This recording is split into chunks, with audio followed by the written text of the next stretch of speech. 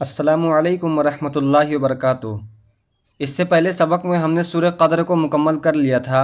آج ہم سورہ علق شروع کریں گے۔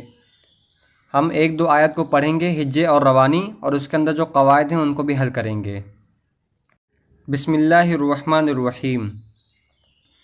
حمزہ قاف زیر اق، را حمزہ زبر را، اقرا، با سین زیر بس، میم زیر می، بسمی، را با زبر رب، با زیر بی، ربی، کاف لام زبر کل، لام زبر لا، ربک اللہ، ذالیا زیر ذی، ربک الذی، خا زبر خا، لام زبر لا، خلا، قاف زبر قا، خلقا۔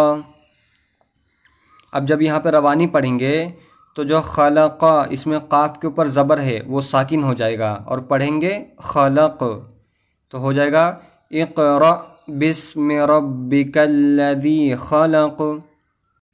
اب اس میں جو اقرأ را کے بعد الف ہے تو اس کو ہم کو جھٹکا دے کر پڑھنا ہے، اقرأ۔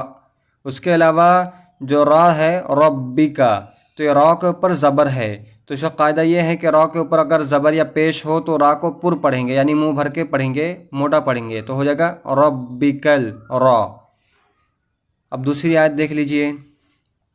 خا زبر خا، لام زبر لا، خالا، قاف لام زبر قل، خالقل، حمزہ نون زیر ان، سین الف زبر سا، انسا، نون زبرنا، انسانا، میم نون زیر من، عین زبر عا، لام زبر لا، علا، قاف دو زیر قن، علاقن۔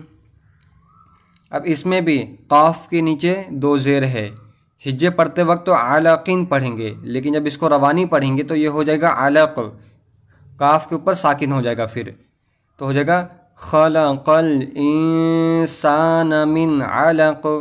اب اس کے اندر دو قاعدے ہیں، ایک تو انسانہ، یہاں نون ساکن کے بعد سین آیا ہے، اور قاعدہ یہ ہے کہ تنوین یعنی دو زبر دو زیر دو پیش یا نون ساکن کے بعد اگر حروف اخفا میں سے کوئی حرف آئے تو وہاں ہم کو گننا کرنا ہے، یعنی ناک میں تھوڑی دیر آواز چھپانا ہے ایک الف کے برابر۔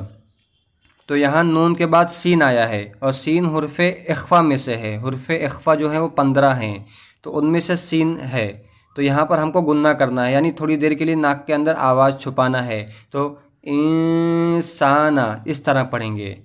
اس کے بعد من علق، یہاں بھی نون ساکن آیا ہے، لیکن یہاں نون ساکن کے بعد عین آیا ہے، جو اخفا میں سے نہیں ہے بلکہ اظہار میں سے ہے، اور اظہار کے 6 حروف ہیں، حمزہ ہا، عین ہا، غین خا، تو یہاں ان 6 میں سے عین آیا ہے، تو یہاں ہم کو بغیر گننا کے پڑھنا ہے، تو پڑھیں گے من علق۔ تو یہاں تک آپ اس کو یاد کر لیں، انشاءاللہ اس کے بعد والی آیت کو ہم اگلے سبق میں پڑھ لیں گے۔ السلام علیکم ورحمۃ اللہ وبرکاتہ۔